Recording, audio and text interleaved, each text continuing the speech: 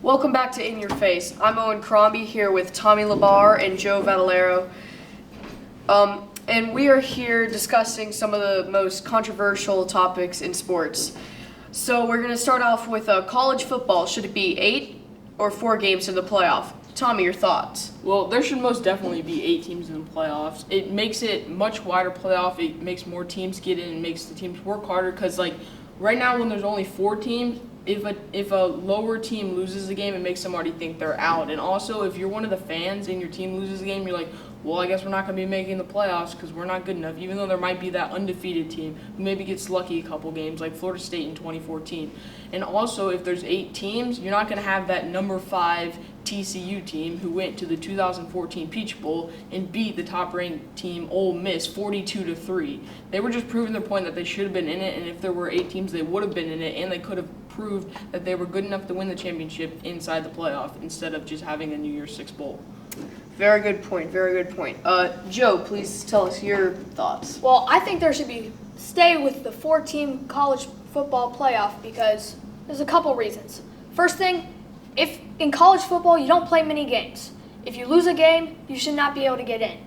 But there's a curve on college football. If every team loses a game, then you can lose a game. Now, if there's 8 teams, then a team that may not deserve to get in can get in and then beat a top-ranked team on that fluke. But there should not be a fluke in the regular season, and that's why I think there should be 4 teams.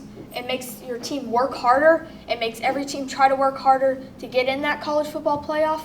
And so that's why I think there should be 4 teams in the college football playoff. A very good point as well. Moving on to the Tom Brady suspension. Do you agree or disagree? Tommy?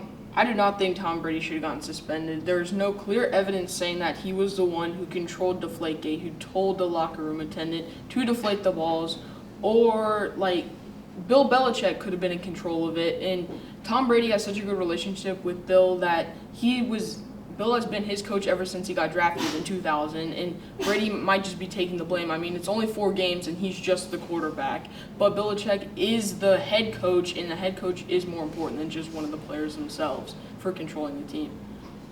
Okay, and Joe?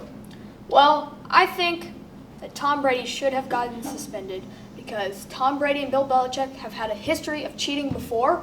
They have done many things before between spying scandal and many other things.